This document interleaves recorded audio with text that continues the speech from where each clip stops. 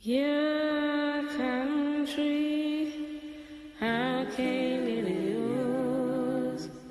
Before the pilgrims landed, we were here. Your country, how came it yours? Before the pilgrims landed, we were here.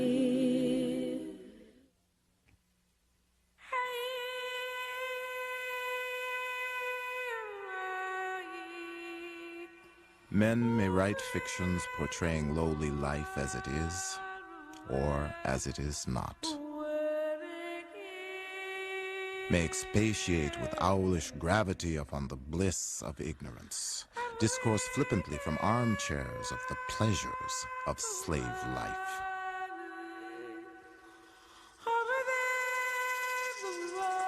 But let them toil with him in the field, sleep with him in the cabin, feed with him on husks. Let them behold him scourged, hunted, trampled on, and they will come back with another story in their mouths. Let them know the heart of the poor slave, learn his secret thoughts, thoughts he dare not utter in the hearing of the white man. Let them sit by him in the silent watches of the night, converse with him in trustful confidence of life, liberty, and the pursuit of happiness. And they will find that 99 out of every 100 are intelligent enough to understand their situation and to cherish in their bosoms the love of freedom as passionately as themselves. Solomon Northrop, 12 years a slave.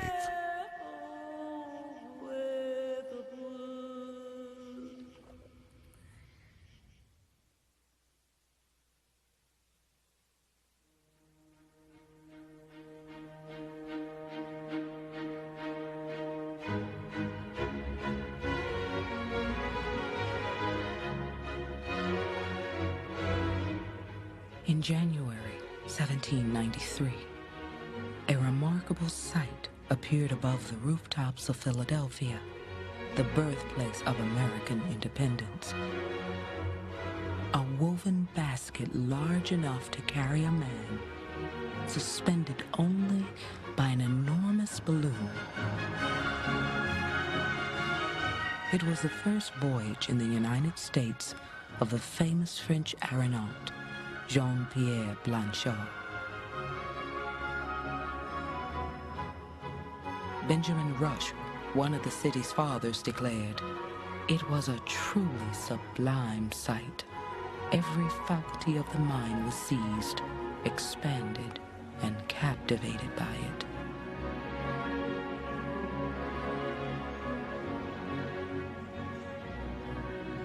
We're into the age of enlightenment, and the balloon is certainly a product of it, because we're talking chemistry with the gases that expand it. We're talking about aeronautics with the principles developing principles that hold it up.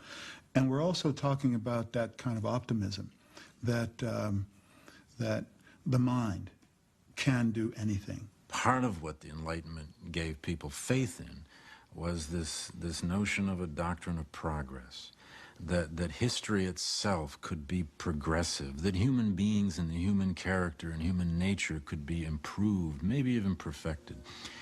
And in America now, there was the spreading belief that liberty would expand, and the contradictions to that liberty, the problems that that liberty would face, would somehow be dissolved or absorbed.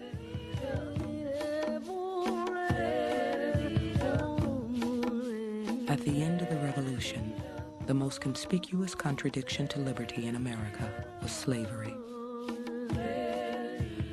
By 1790, 1 in 5 Americans was being held in bondage. Most of the 700,000 enslaved men, women, and children who planted America's crops and tilled them,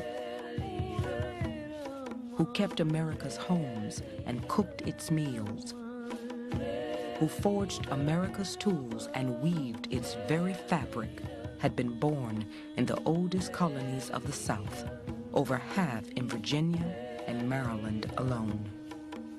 And though they were not untouched by the rhetoric of progress and equality that swept the young nation in those days, neither were they freed by it. America had decided in its first documents to keep nearly all the Africans now in America slaves. The Constitution prohibited even a vote on ending the slave trade until 1808. Still, blacks claim out of the American Revolution their own kind of a Declaration of Independence, that they claim their own place now in this republic, that they refuse to let America say that the Declaration of Independence only applies to white people. In all of the ways that blacks start writing petitions to state legislatures, the ways that they appropriate the very language of the Declaration of Independence to their own uses, it's quite clear that they saw themselves as vessels of the legacy of this revolution. During the Revolution, Thomas Jefferson had written the words, "All men are created equal." He had defined the spirit of resistance and shaped the foundation of American democracy. And in the early years of the new republic, his writings would give voice to the paradox of human bondage in the land of life, liberty, and the pursuit of happiness. Jefferson always believed, always stated, in any case, that the right of one man to hold another as property was an illegitimate form of property. From his earliest public pronouncements, Jefferson announced that there was something profoundly wrong with the entire concept of slavery. Yet, like most Virginians of his day and class, he found it virtually impossible to live without all of this unfree labor. In 1793, Thomas Jefferson was Secretary of State and the owner of over 130 human beings. Jefferson knew firsthand of the injustices of slavery, and his writings, both public and private, warned of a day when the slave would rise, as he put it, from the dust.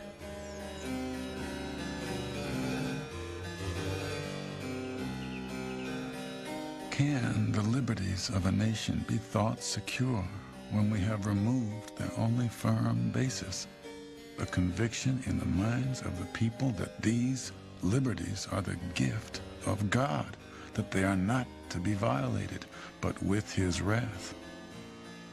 Thomas Jefferson. Jefferson gave us the Declaration of Independence, but Jefferson is really one of the first people, and certainly the most important person, to discuss in writing black inferiority. He's the first person to discuss in writing the idea that blacks and whites cannot live together as equals. In 1781, 5 years after he composed the Declaration of Independence, Jefferson wrote notes on the state of Virginia.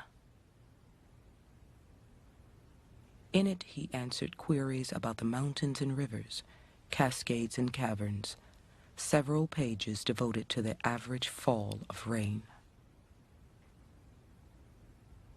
But in Query 14, the administration of justice and the description of the laws, Jefferson turned his attention to the character of his slaves. Their griefs are transient, he wrote. Their odor, disagreeable. Are not the fine mixtures of red and white the expressions of every passion by greater or less suffusions of color in the one, preferable to that eternal monotony which reigns in the countenances, that immovable veil of black which covers all the emotions of the other race? Add to these flowing hair, a more elegant symmetry of form, their own judgment in favor of the whites, declared by their preference of them, as uniformly as is the preference of the orangutan for the black women over those of his own species. Jefferson had to find excuses for why he said one thing and practiced another. And so his answer was that Africans and their descendants were biologically inferior to Anglos, and therefore they were essentially children. And it was his responsibility, his duty, to care for these people who simply couldn't care for themselves in a free world.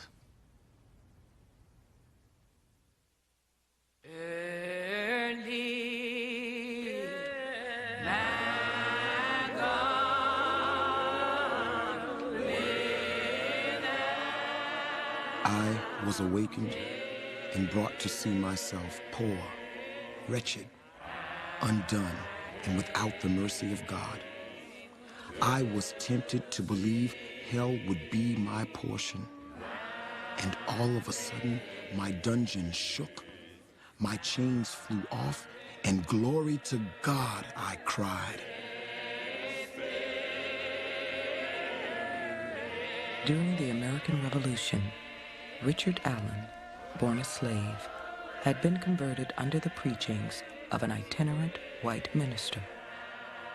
He had worked for the Patriot forces during the war to earn money to buy his freedom, and in 1786, he came to Philadelphia, America's capital, a free man and a Methodist preacher. His dream was to build a church, to uplift the morals of those so long oppressed by slavery. Here's a man who has bought himself out of slavery. He's participated in the evangelical revolution that's happening concurrently with the revolution in the political realm. And in that evangelical revolution, the sense of the equality of people across racial lines in the eyes of God has, for at least a moment, become a reality in the social order. By 1793, Richard Allen was one of over 2,000 freed slaves in Philadelphia, embarking on another experiment in liberty. Allen had enlisted members of the white community in raising money for an African church, and offered himself as an example that former slaves could reach as high as white Americans. Some of what moved Allen were ideas like work real hard, go to school, learn, you can do anything. You know, these principles, these American principles that hey, here's this wilderness, and if we dedicate ourselves, we can change it. We can change it into a garden. I think Allen believed that. Allen spent his days going among the poorest of the freed slaves, preaching as many as 5 times a day. He attended this white Methodist church until black members were evicted from services one Sunday for mistakenly sitting in seats reserved for whites, seats the black community had helped to build. But during the sweltering summer of 1793, Allen believed Philadelphia's black community would have an opportunity to prove itself once and for all. Any summer in a city was an unhealthy time. I mean, sanitation was primitive, to say the least. People got sick and people died. What was unusual about 1793 is that the rates of death creep up, and then they start to leap up.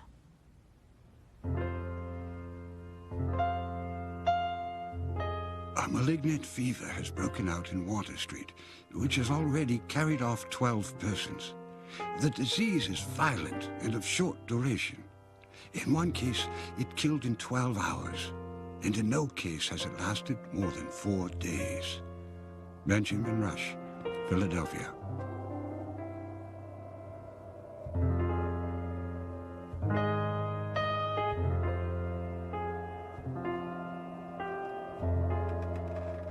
a real siege mentality took over. So that in a household, if one person caught it, that person was ostracized, and often just put outdoors. And you had the situation where you had actual situations where children were put out of doors, dropped in the street because people were afraid the child would infect everybody else.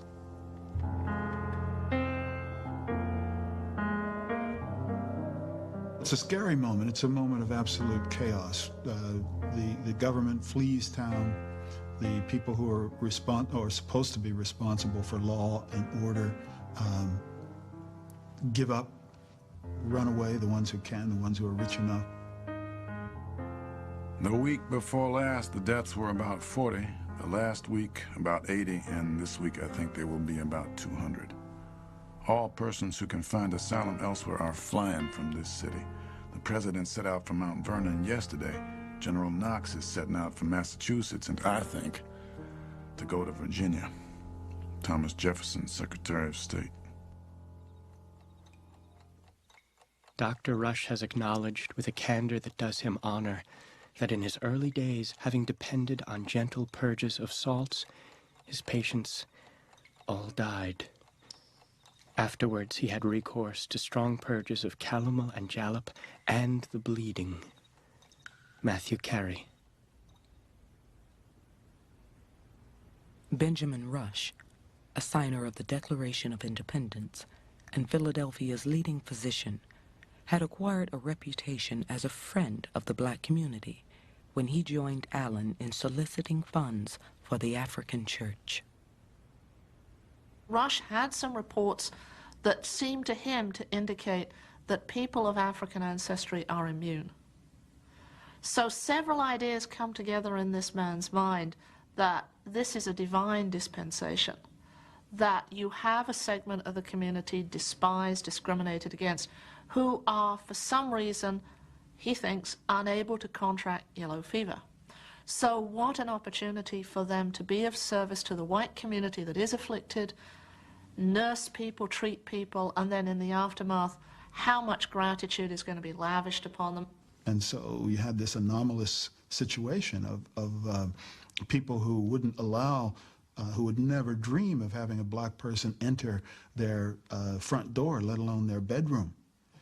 People who are now dependent on a black person who was wielding a knife and who entered the bedroom and opened a vein.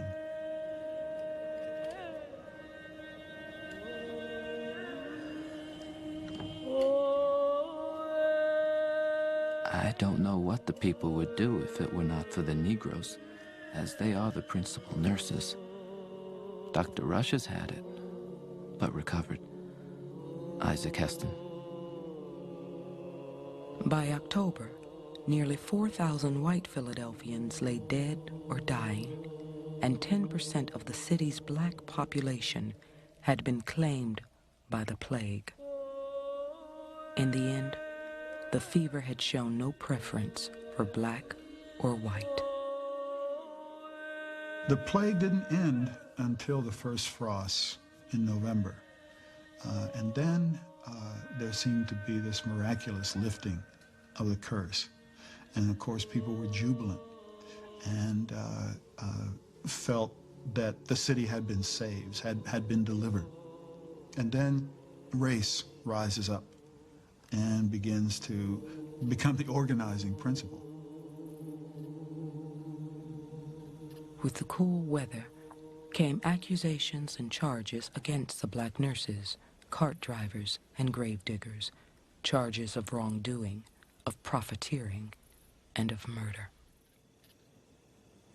The yellow fever epidemic is a harbinger of things to come for African Americans because it's a place where African Americans put in a lot of energy, hoping to earn themselves a place in American society.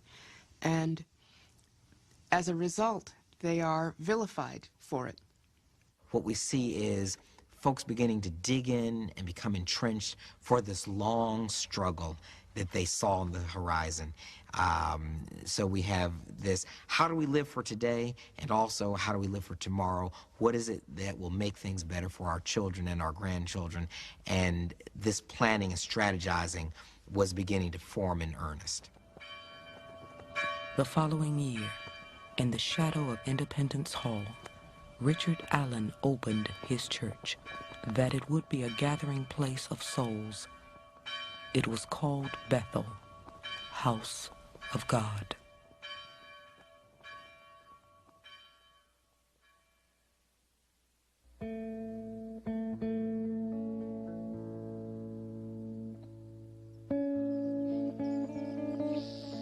When I arrived at the age of 18, it was my lot to be introduced to a slave girl named Melinda.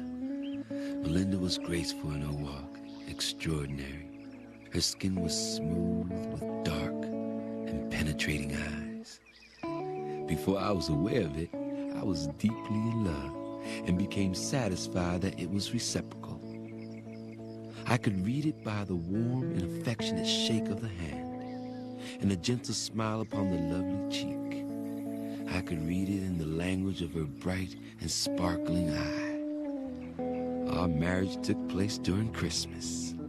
And some months later, Melinda made me a father, Henry Bibb.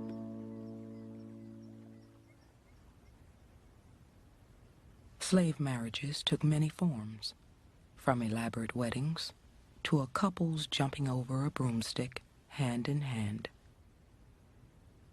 When ceremonies were conducted by white ministers, the phrases, "Till death do you part," and "Those whom God has joined together let no man put asunder," were customarily omitted, since slave marriages were neither legal nor secure. In 1793, a new invention would threaten those unions as never before. That year, an application for a patent was made by a school teacher named Eli Whitney. Philadelphia's yellow fever epidemic had shut down the government and delayed action on Whitney's invention, a device to separate the seeds from cotton without destroying the fiber. It was called an engine, or gin for short. This gin, if turned with horses or by water, 2 persons will clean as much cotton in one day as 100 persons could clean in the same time. Eli Whitney. The cotton gin was important, probably the most important invention in American history up to the Civil War. But it carried a great price. It carried a price for black people, and it also carried a price for white people. Because while the country advanced economically because of this technology, it created a system that they were going to have to deal with later on. Before Whitney's invention, short staple cotton could not be grown for profit because of the labor needed to filter out the seeds. Now, it could be grown almost anywhere climate permitted. And American farmers wasted no time pushing west into the wilderness of Tennessee, Alabama, and Mississippi, seeking more and more land to turn white with cotton. Within 50 years, 75% of the world's cotton came from the black earth of the American South, making work for an army of laborers who planted and picked it. But as the nation moved west, no slave family would be safe from separation.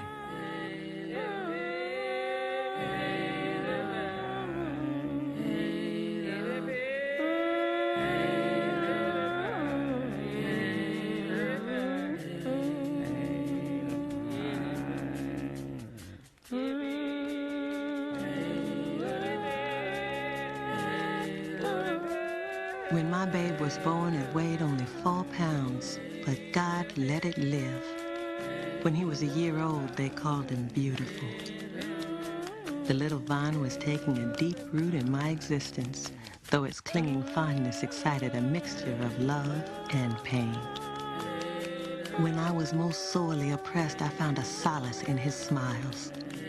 I loved to watch his infant slumbers.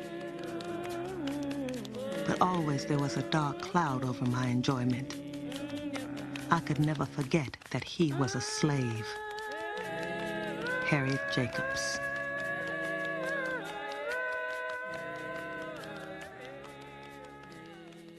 If a master died, or if a master went into debt, or if the crops failed, or if there was some catastrophe, these people were a prey not only to hunger and poverty, but were prey to their most intimate relationships being violated. One of the challenges of trying to understand what slavery meant is to somehow balance the big picture of here's this dreadful, oppressive relationship with the other reality that there are men, women, and children who are living their lives, who are falling in love, who are deciding to have children, who have all the kinds of human frailties of others. After the sale of my mother, my father's master resolved to sell my father to a southern slave dealer. About midnight, my grandfather silently repaired to the cabin of my father, gave him a bottle of cider and a small bag of parched corn, and then, praying to the God of his native country to protect his son, enjoined him to fly from the destruction which awaited him. In the morning, the Georgian could not find his newly purchased slave, who was never seen or heard of from that day. Charles Ball.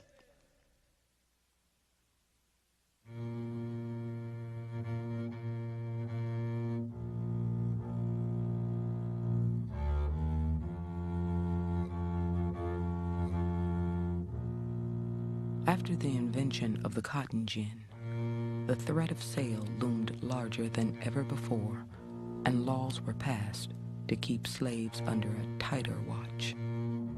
Some resisted by running away, others by stealing or refusing to work. A very few saw no other alternative but to take up arms. One was a slave named Gabriel, who stole a pig and was hauled into a courthouse outside Richmond, Virginia in 1799. Gabriel was caught stealing a pig.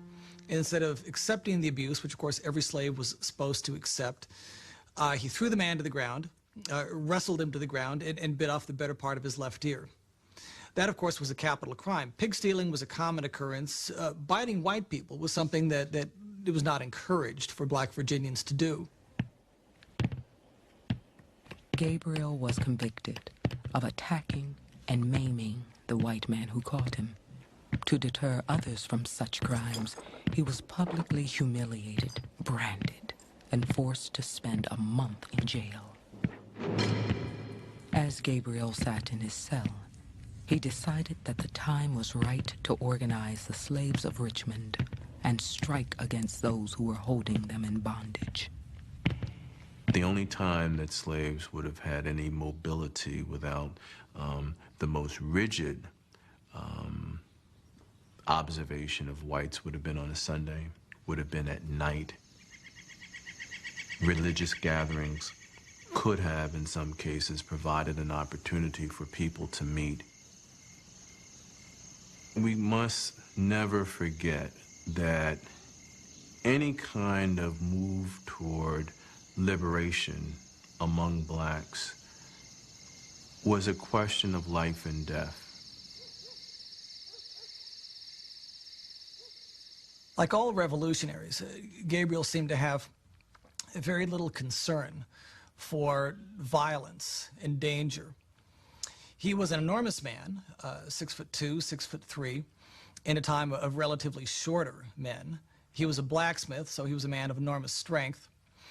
He was described as having scars on his face. He was missing most of his front teeth, and I suspect that came from mixing it up in the quarters with other slaves. He was a man who people instinctively tended to follow, and he apparently feared very little. After his release, Gabriel began hammering out instruments of war, turning shovels into swords and molding bullets. Through most of the year 1800, he recruited soldiers for a rebel army. All the whites were to be massacred, except the Quakers, the Methodists, and the Frenchmen, and they were to be spared on account of their being friendly to liberty. They intended also to spare all the poor white women who had no slaves. Ben Woolfolk, conspirator. Obviously, he was not a naive man. He realized that this would be black freedom born of white fear, not out of white magnanimity.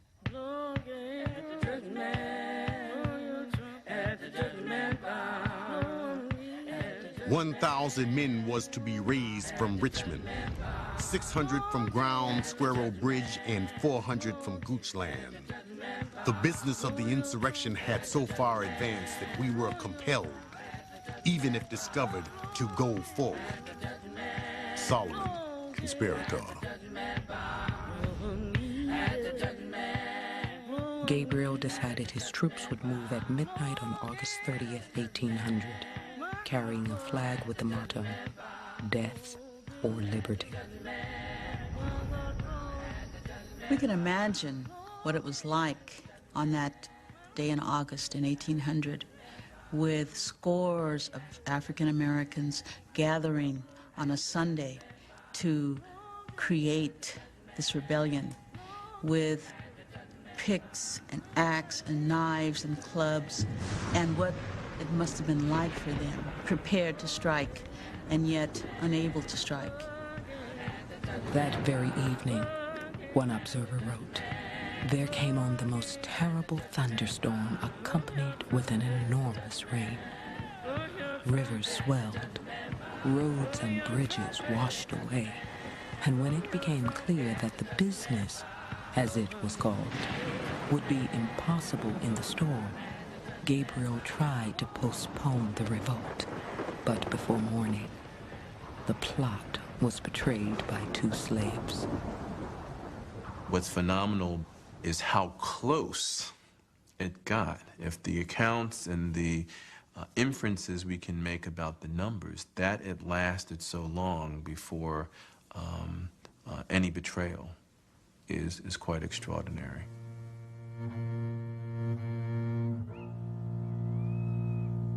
Gabriel went to trial on October 6th, 1800. He refused to testify or to explain his actions, but one of the rebels did make a statement. I have nothing more to say in my defense than what General Washington would have had to offer had he been taken by the British and put to trial.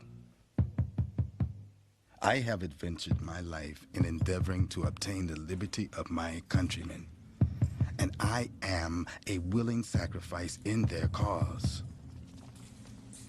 And I beg, as a favor, that I may be immediately led to execution. I know that you have predetermined to shed my blood. Why then, all this mockery of a trial?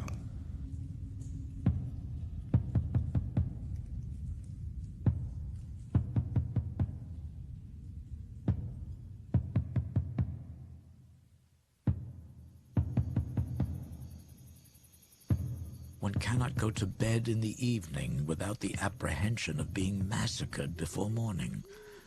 Masters and overseers are obliged to retreat to some secure place during the night or employ armed sentinels. A gentleman of high respectability lately informed me that he personally knew a master of slaves who retreated every night into an upper room, the entrance of which was by a trapdoor, and kept an axe by his side for defense. Jesse Torrey. The growing fear of slave uprisings in the American South was intensified by the success of the rebels in the small Caribbean colony of Haiti, known then as Saint-Domingue.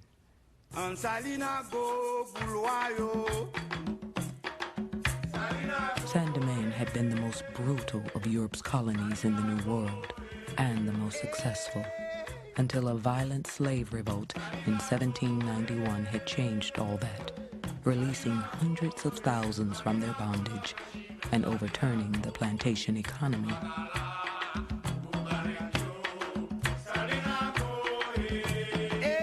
But by 1801, peace and commerce had returned to Saint-Domingue, and a detente between the former slaves and former masters had come with it.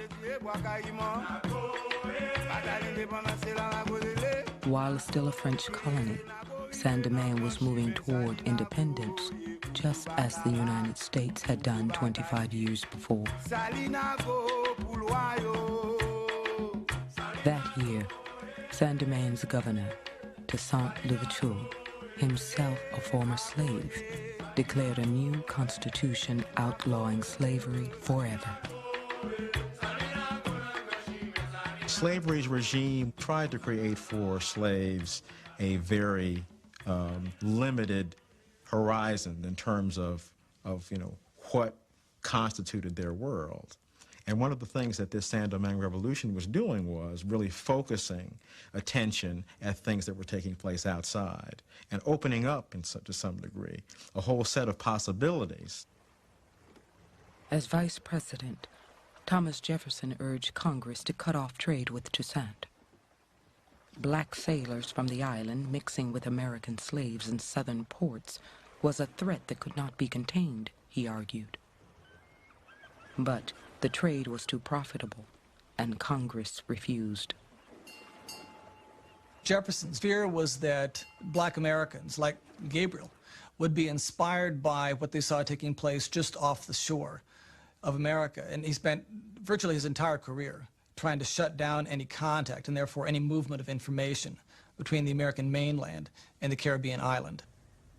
In 1801, weeks after Jefferson's inauguration as America's third president, he was visited by Napoleon Bonaparte's representative in America's new capital, the city of Washington. Napoleon, the first consul of France, was seeking Jefferson's help in reimposing slavery in Saint-Domingue.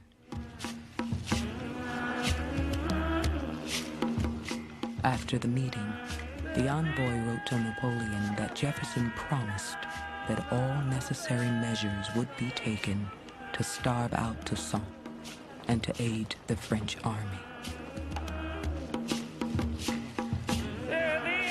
In February 1802, the first of Napoleon's troops began to arrive at Saint-Domingue's harbors.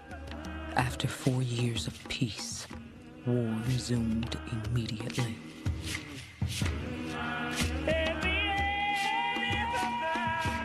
Despite the French effort and despite the Americans' tacit support of that French effort, they managed, nevertheless, to establish independence, to resist and defeat the French force under Napoleon's brother-in-law, and establish an independent country on January 1, 1804, whose name was Haiti.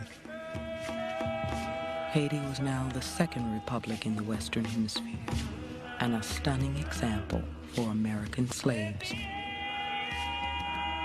It had taken 13 years and cost over 100,000 black lives, but there would never again be slavery in Haiti.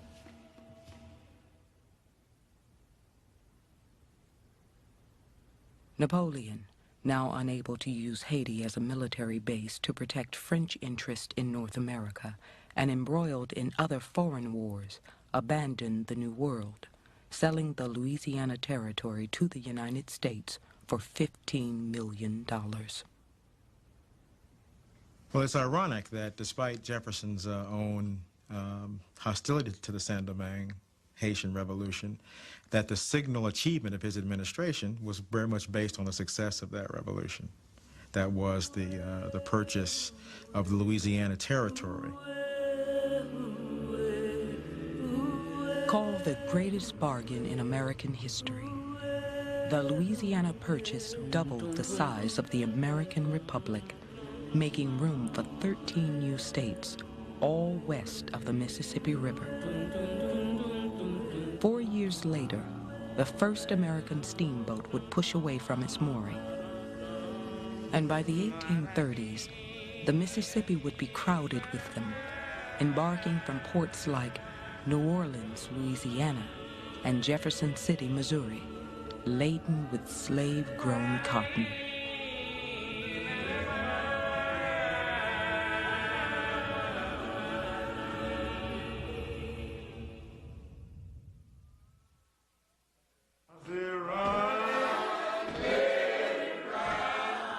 By 1808, agriculture was on the decline in the older southern states, like Maryland and Virginia.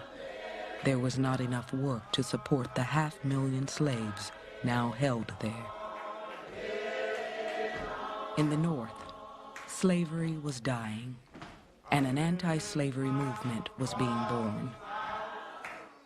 Its first goal was achieved when Congress abolished the foreign slave trade, stopping importations from Africa or the Caribbean. The ban was signed into law on January 1st, 1808, the earliest moment allowed by the U.S. Constitution. Let the 1st of January be set apart in every year as a day of public thanksgiving. Let the history of the sufferings of our brethren and of their deliverance descend by this means to our children, to the remotest generations. And when they shall ask in time to come, saying, what mean the lessons of this day? Let us answer them by saying, the Lord on this day abolished the trade which dragged your fathers from their native country and sold them as bondmen in the United States of America. Absalom Jones, Philadelphia.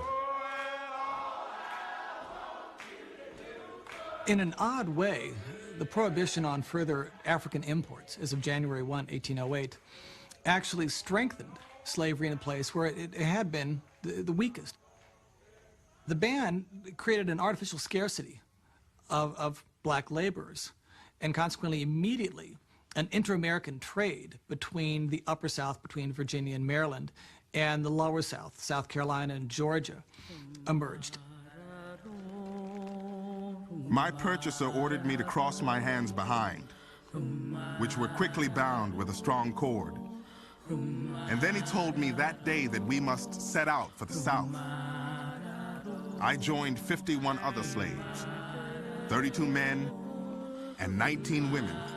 A strong iron collar was closely fitted by means of a padlock around each of our necks. We were handcuffed in pairs with iron staples and bolts.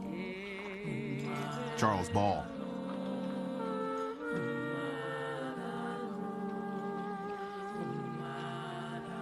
Though slavery would vanish from the North, it would flourish on the new frontier and provide a market for the surplus of slaves in the upper South. Charles Ball was born into slavery in Maryland, as his parents had been. He would be one of hundreds of thousands force-marched into the deep South and West.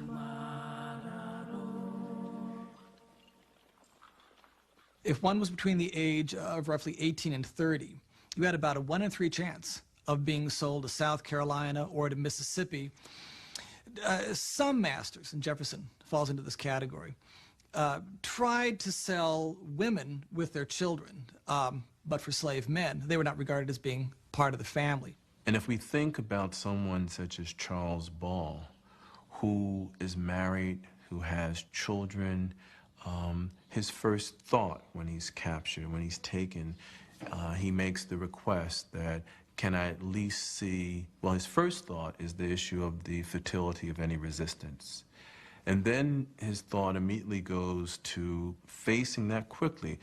This is a fait accompli. And he simply asks, can I see my family beforehand? And one of the things to me when I read this, it sends a chill down my back, that the response that he gets is, you can get another wife in Georgia.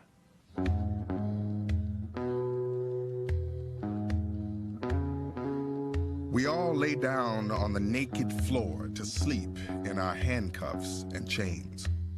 The women, my fellow slaves, lay on one side of the room, and the men who were chained with me occupied the other.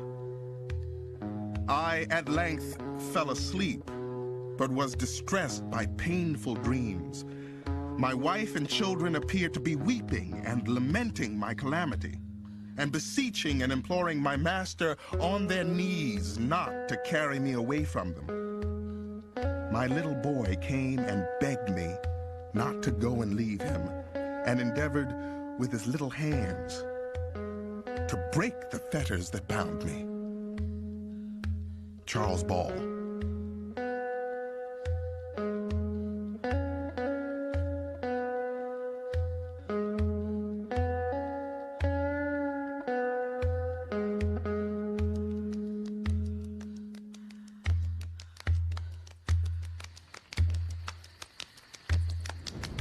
In the first place, it is impossible in the nature of things for the blacks in the North to ever be reconciled to the whites, while hundreds of thousands of their countrymen are groaning, bleeding, and dying beneath the frowns of despotism in the South. Suppose an army of them should march on Philadelphia. What havoc would a handful of infuriated Negroes occasion?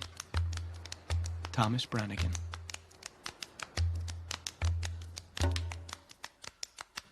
Since 1793, the black population in Philadelphia had grown to over 10,000 souls. Many were refugees from slavery. There and throughout the North, free black communities had built churches and formed mutual aid societies to help the fugitives and those newly freed.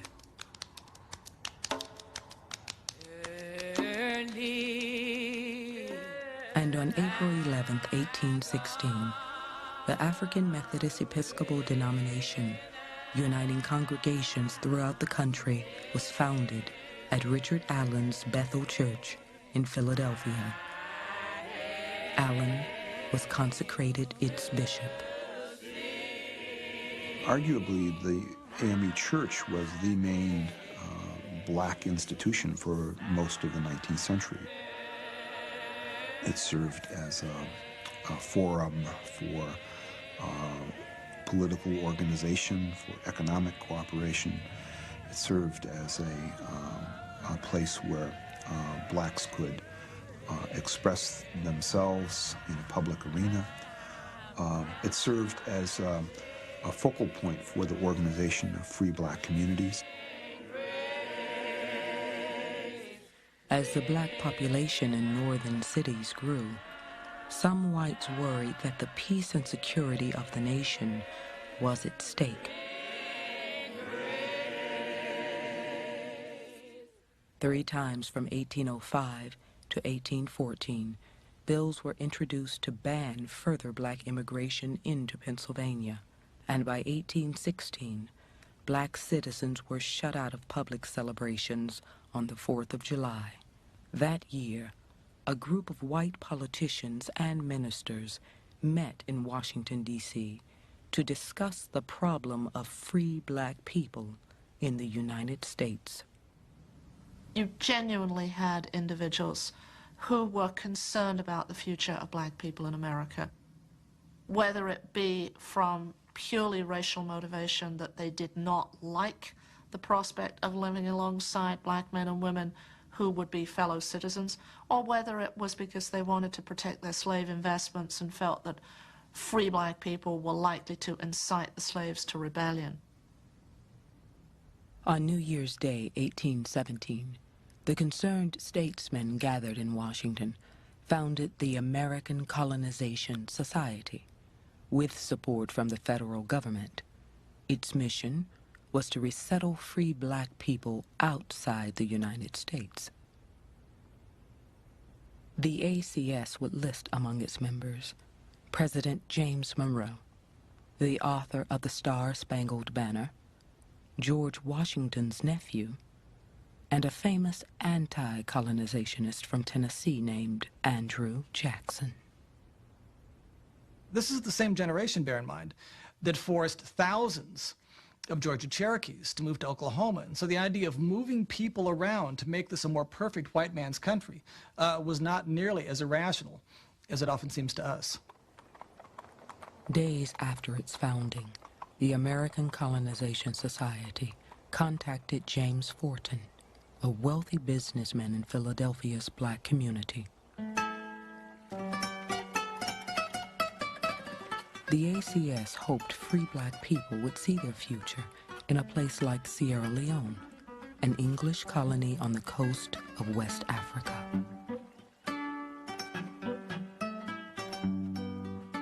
There were a good number of free blacks, moderately prosperous blacks, barbers, artisans, tavern keepers, who'd simply had enough and decided to go. They were weary of endless white demands for deference. They were tired of getting off the sidewalk when a white man walked toward them. They decided, as the antebellum period dragged on, that America never would give them an even break.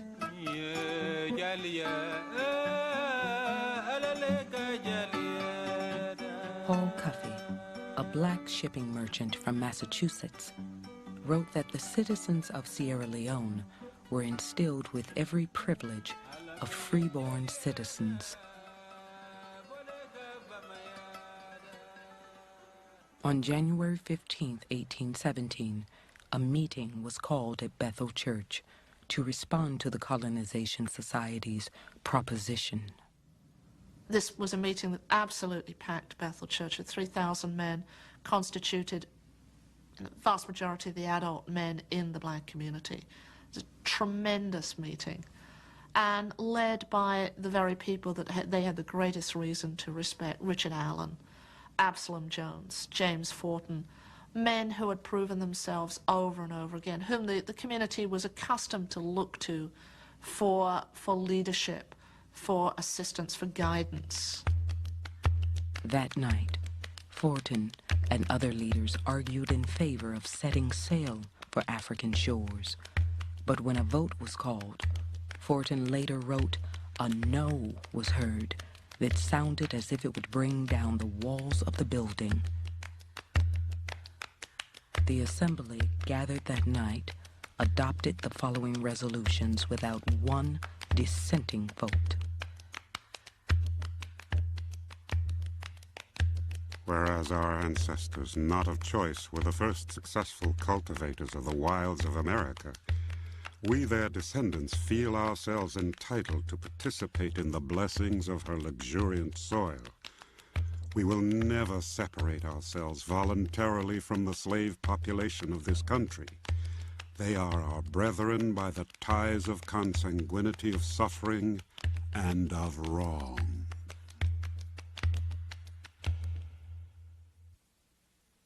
Tis thee,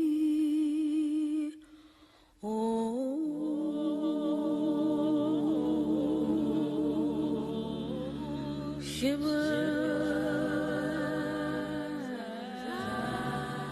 A polygamist, a former slave who had purchased his freedom with money won in a lottery, a man described by his acquaintances as mean and intolerant of human frailty, Denmark Vesey seemed an unlikely candidate to unite slaves and free black people in the fight for their liberty. As the property of a slave ship's captain, Joseph Vesey, for nearly half his life, Denmark was well acquainted with the harsh realities of the traffic in flesh.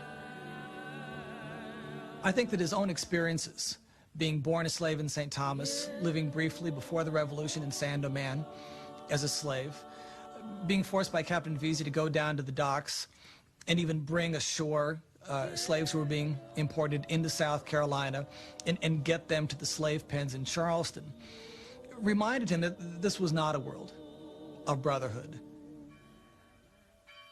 In 1816, Denmark Vesey and other black Methodists in Charleston elected to separate from the white church. By 1820, there were some 3,000 members of the city's African church, accounting for nearly a third of the members of the AME denomination nationwide. The church was opening this horizon.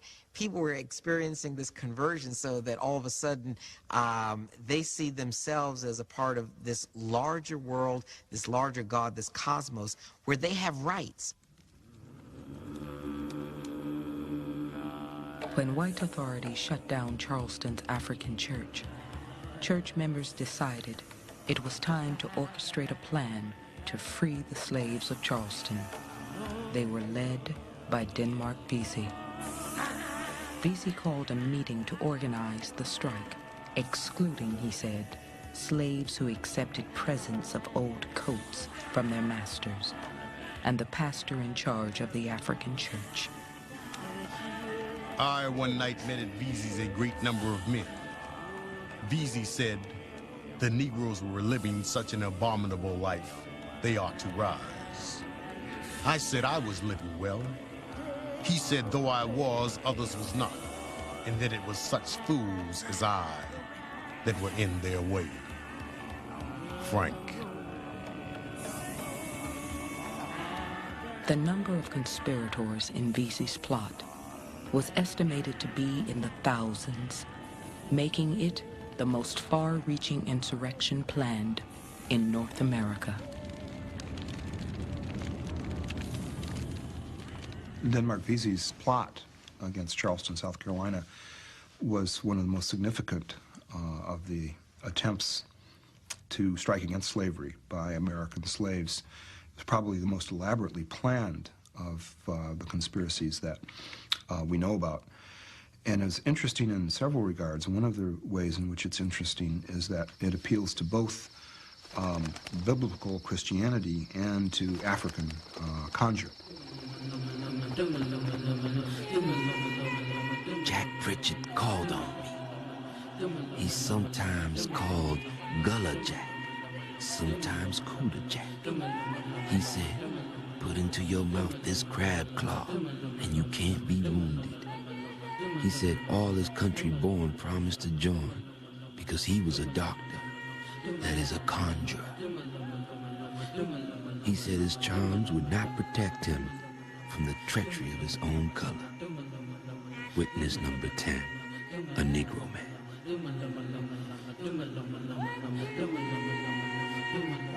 Unlike Gabriel 20 years before, Vesey planned to spare few whites. But like Gabriel, his insurrection ended before it began. Vesey was informed on by one of his men and captured and sentenced to die.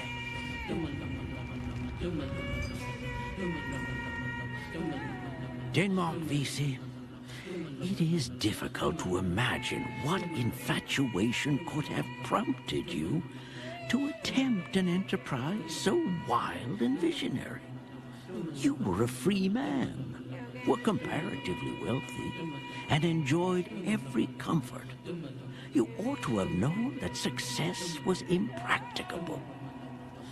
A moment's reflection must have convinced you that the ruin of your race would have been the probable result. Lionel H. Kennedy, presiding magistrate.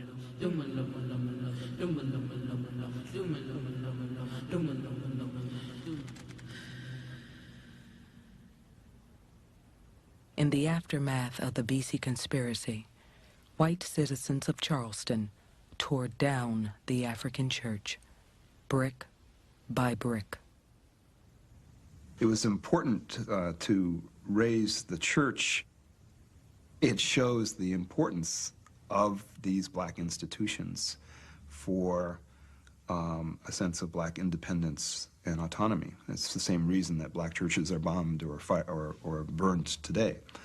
It represents a sense of crucial autonomy for black people, and an autonomy which in Charleston had turned dangerous. In one Friday, late in July of 1822, the state executed in one moment 22 of Vesey's followers.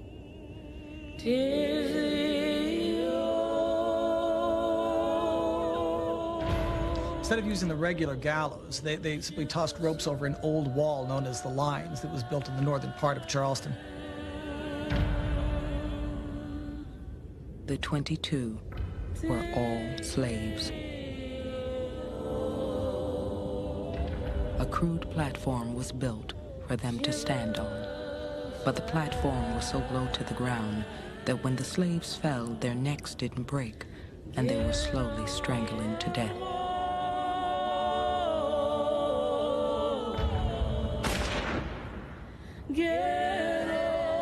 To hasten them to the grave, the captain of the guard rode down the line, shooting each of them in the head, reloading as he went from one man to the next.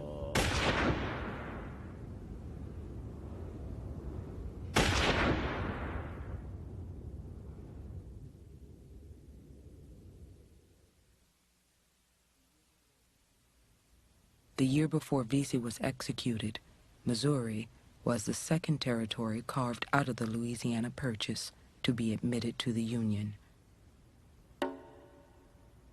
Despite protests from the North, the Compromise of 1820 allowed Missouri to come in as a slave state. But the southern states were forced to agree to a new line drawn across America, above which slavery could not expand. There was now officially a border between North and South, and by 1830 there would be fewer than 3,000 slaves living above it.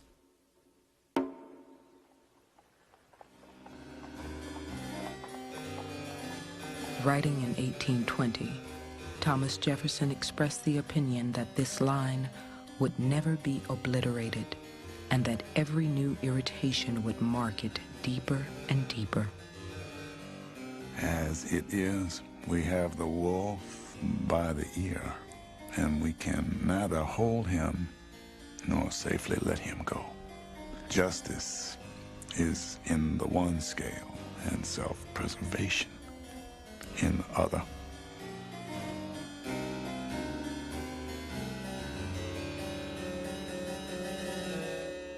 It would be Jefferson's last contribution to public debate.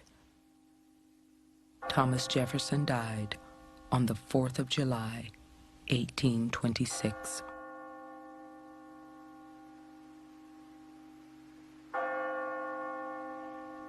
When Jefferson died on the 50th anniversary of his most celebrated document, for white America, it was a moment to ponder the meaning of the Revolution and to make a new commitment to revolutionary ideals. For the roughly 200 slaves who lived on his hilltop in Monticello, it was a moment of enormous tragedy. Jefferson had always lived well beyond his means. He died in great debt, which meant it was quite clear that his heirs were going to liquidate. In his 83 years, the author of American Democracy had freed 3 slaves. His will freed 5 more. Jefferson had written that he wanted to be remembered by future generations for only 3 things: the Statute of Virginia for Religious Freedom, which he wrote, the University of Virginia, which he founded, and the Declaration of Independence. But Jefferson owned 5 working farms in 1826 and over 200 slaves. His life and his death would come to mean something far different to those who he once said labored for his happiness. An inventory of the state of Thomas Jefferson, deceased. And this is dated the 7th day of August, 1826. Negro man Barnaby, who's valued at $400. Negro woman Betty Brown, who's worth nothing. Critter, Negro woman, worth nothing. Negro woman Ellen, $300. Negro man Peter Hemmings, $400. Negro Sally Hemmings, $200. Negro man, Wormley, $200. Negro woman, Ursula, and her young child, $300. Negro woman, Ann, and her young child, $350. And it goes on down. It lists all of his slaves. This Negro woman, Ursula, and her young child, and a few of her other younger children were sold to the university for $1,100, along with some other household goods. To satisfy Jefferson's enormous debts, 130 slaves were sold in one auction, most away from the only home they had ever known.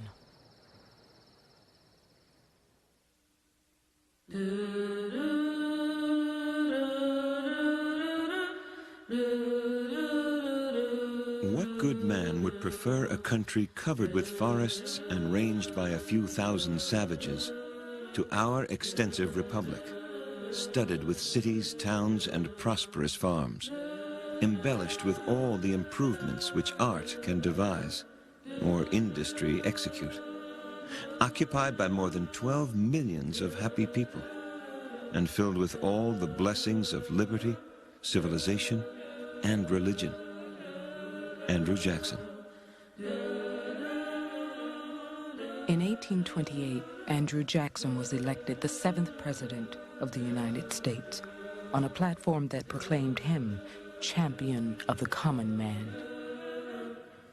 In many states, white men no longer needed to own property to vote, and the coming of photography would allow ordinary people to chronicle the nation's rapid expansion.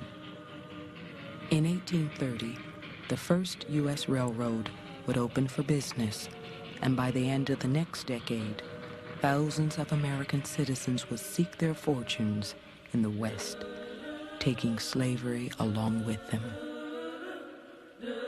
What's blooming now is this, in many ways, golden age of American optimism. But at the same time, there's all of this optimism, this faith in progress in America. There is beginning to be a real fear that what's also spreading across this continent is a problem that someday the country's got to face. That someday there has to be a solution to this contradiction of slavery in a land of liberty and freedom. By 1827, the last vestiges of slavery in the North were crumbling. That year, New York freed all 10,000 men, women, and children held in bondage in the state. But in a nation of 12 million, fewer than 3% were free black people.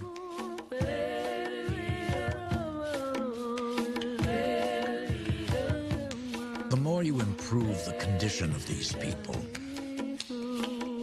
the more you cultivate their minds, the more miserable you make them. You give them a higher relish for those privileges which they can never attain, and turn what we intend for a blessing into a curse. Elias B. Caldwell.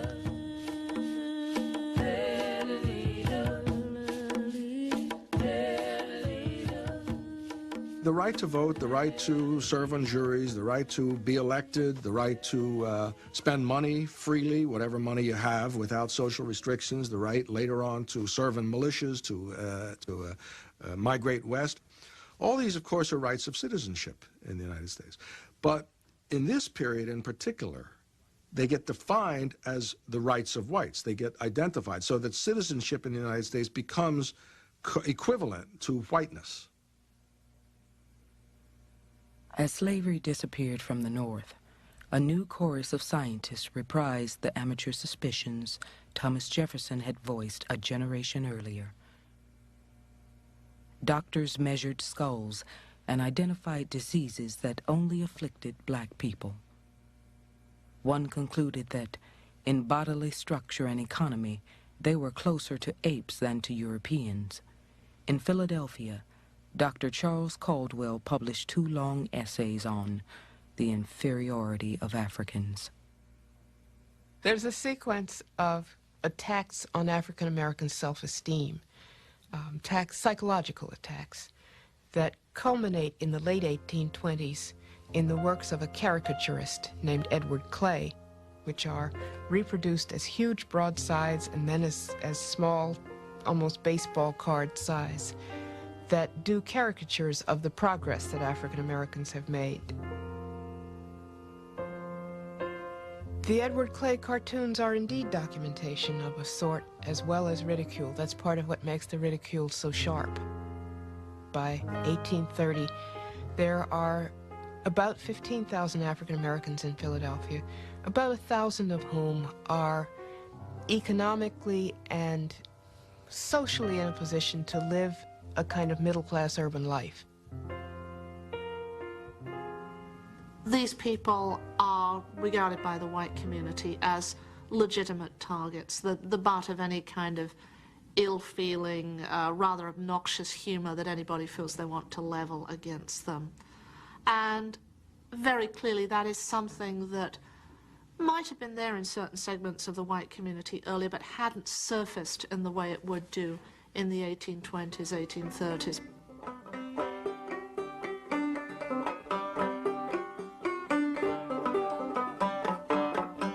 In the 1830s, a new character appeared on American stages.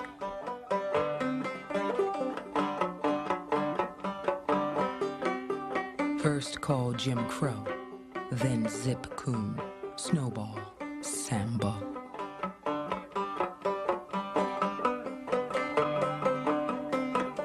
A white face black by a burnt cork gave birth to a new American myth.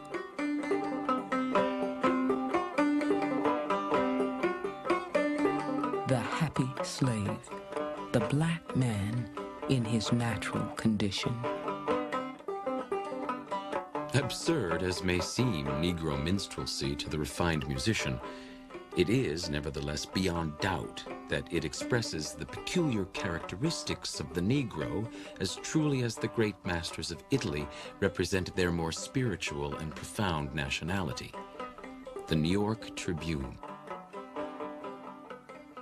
Well, at the same time minstrelsy explodes as this popular art form across the North, it is the very time that free black communities begin to form in northern cities on a large scale. And these free black communities, of course, are concerned probably as much with anything, are concerned with creating their own sense of dignity, their own sense of place, their own sense of belonging. On September 15th, 1830, Richard Allen, now an old man, gathered 40 delegates from black communities in New York City, Wilmington, Baltimore, and Boston for the first National Negro Convention. The assembly composed an address to the free people of color, which began with a reference to the famous phrase of the Declaration of Independence, "All men are created equal." I think that the real consciousness of an African American community, as opposed to Africans kind of scooping themselves together and trying to make a community, that the real consciousness comes with that convention in 1830. They're never again without some organization that meets nationally at least once a year and gets together and talks about, well, where are we now and what do we do next? Out of the National Negro Convention movement would come boycotts of slave-produced goods, strategies for ending segregated passage on steamboats and stagecoaches, and a call for slave rebellion in the South.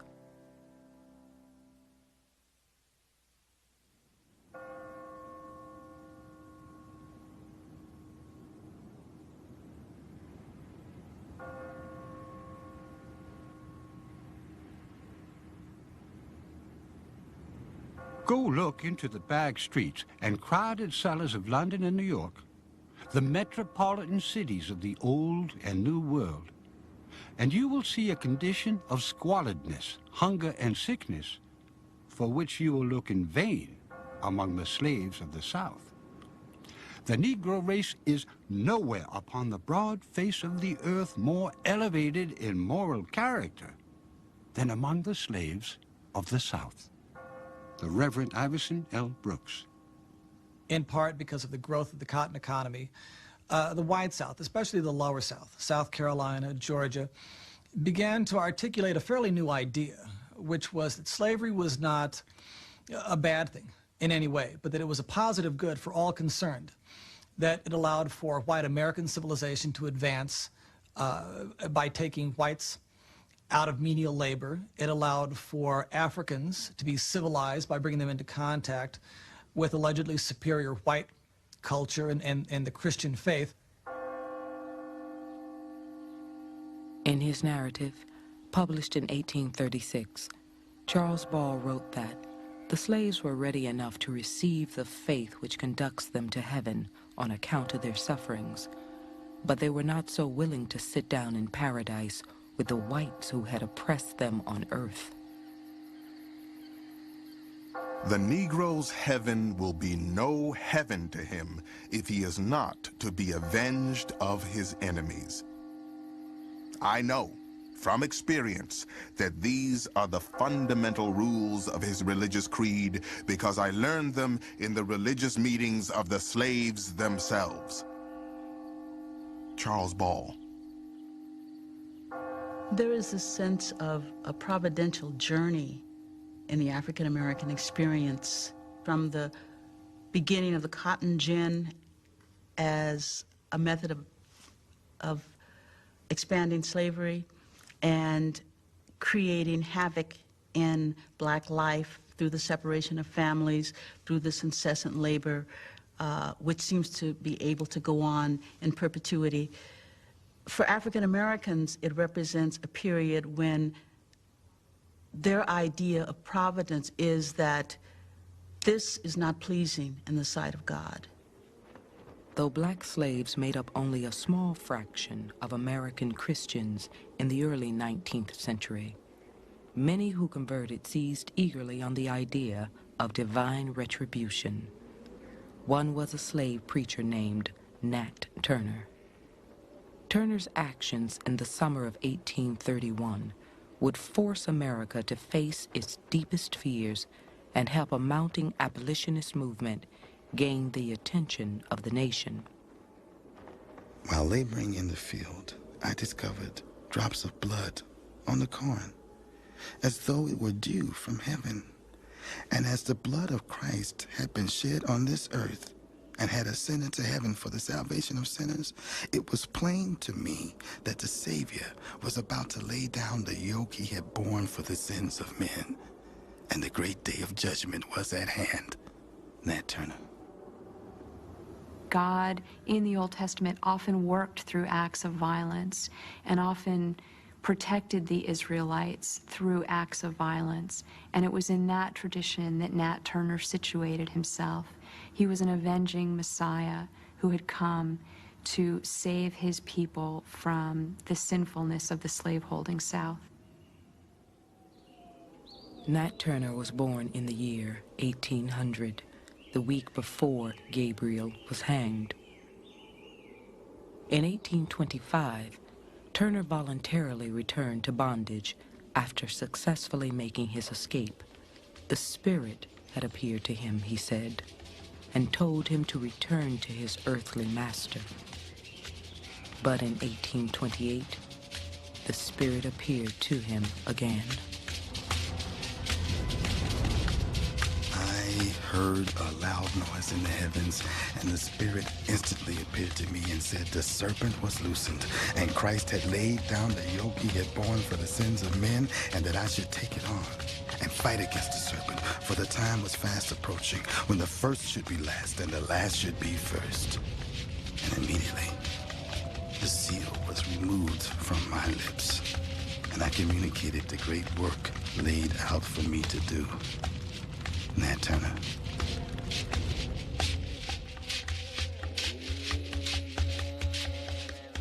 Nat Turner confided his intention, he later explained, to 4 men in whom he had the greatest confidence. It was agreed that they would prepare a dinner, arm themselves, and then begin God's work. The issue here is God made us to be free. God is empowering us to claim this freedom which God has promised to us. And so what we see is that With Nat Turner, the key concept is deliverance. The work of death began on August 21st, 1831, and lasted for 36 hours as more than 40 slaves joined Turner and his men in open rebellion. In the end, at least 55 white people were dead. An abolitionist newspaper in Boston, The Liberator, reported that whole families had been cut off. Not a mother, not a daughter, not a babe left. Putnam Moore, the young boy who legally owned Nat Turner, was murdered in the bed where he lay sleeping, outside Jerusalem, Virginia.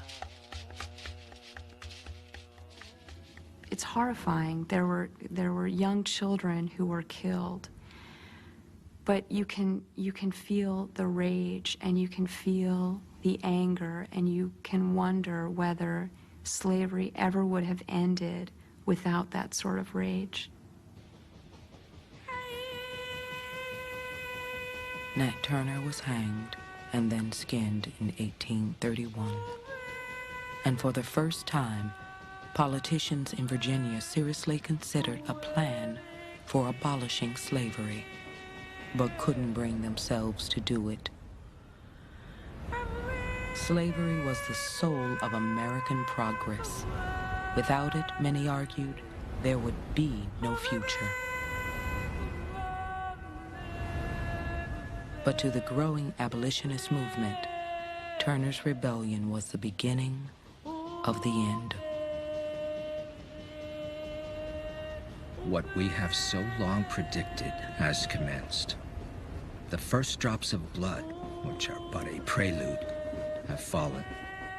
The first flash of lightning has been felt. The first wailings of a bereavement, which is to cloak the earth, have broken upon our ears. The Liberator, September 3rd, 1831.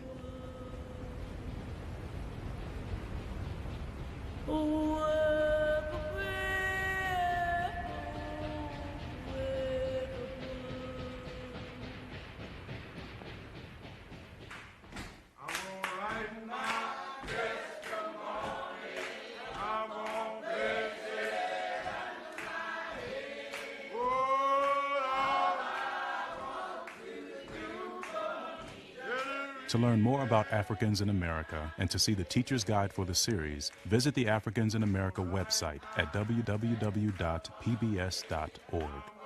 Next time on Africans in America, the nation grows rich off the blood and sweat of enslaved African Americans. The country is on the brink of change as abolitionists in the segregated North ignite uprisings for freedom. What was also at stake was the whole future of the United States. To purchase the Africans in America home video, companion book, or CD soundtrack, call 1-800-255-9424.